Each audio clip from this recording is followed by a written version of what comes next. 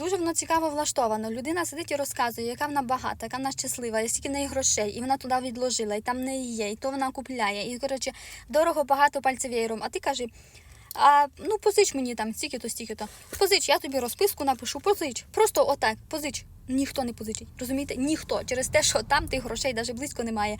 Зачасту людина дуже багато потякає, а по факту там немає навіть близько не того. І не через те, що людині жалко, і не через те, що людина в вас не впевнена, і не через те, що людина не може вам позичити, а просто-напросто через те, що того навіть близько там немає. Колись я дуже сильно давилася від того, що в когось є, а в мене немає. От настільки я була заздрісна, це просто жах. І я не то, що я, ненавиділа тих людей, в кого є. Я загризала себе за те, що чого я така тупа, що в мене досі того немає. Я просто ненавиділа себе за те, що в 23 роки в мене немає ні квартири, ні машини. Я ревіла до такої степені, що просто, я катувала себе конкретно. Мені не треба ніхто, я сама себе... Я справляюся з цим на максимум. І от виходить, в мене були такі знайомі, які конкретно ще й підсипали це все. Ну, я ж не знала того, я це все знала з часом. І була така ситуація, коли людина розказує, що от вони там то, і то, і то. І, ну, представляєте, ну, прям то, і квартиру взяли, і двохкомнатна, і шикарний ремонт, і просто вообще, і прямо, ну, там вообще.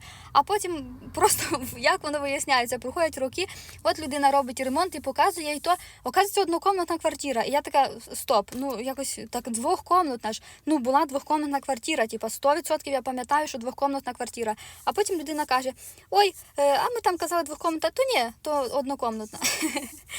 Розумієте, я нічого проти не маю, тим більше там, да, кожен як хоче, так і, да, ніхто ж нічого. Просто от я розказую про те, що отака ситуація зі мною відбувалася. Тобто, коли я себе загризала за те, що в когось там то люди дуже часто розказували, що в них ще там і так, і сяк, тільки для того, щоб тебе позлити, щоб ти ще більше так от себе там загризала за те, що от така в людей максимальна доброта.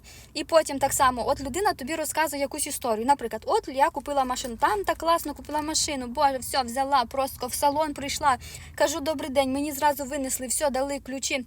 Я сіла, поїхала. Всі документи, все оформили, да? А коли от взнається істинна правда, проходять роки проходять, і взнається істинна правда, оказується, і то було не так, і то було не так, і там було не так, і там було не так. Розумієте, те ж саме з одруженнями. Жінка сидить і розказує, боже, така щаслива, вийшла заміж, господи, а мій чоловік, а мій чоловік, а чоловік, а чоловік, а мій чоловік. А потім знається. Особливо, коли це доходить до якогось такого розводу, або до якоїсь такої вже, ну, коли допече, да? Ой, тоді вилазить, і оказується, і то не так, і оказується, і то не так. Того оце все, що говорять, дуже сильно фільтруйте.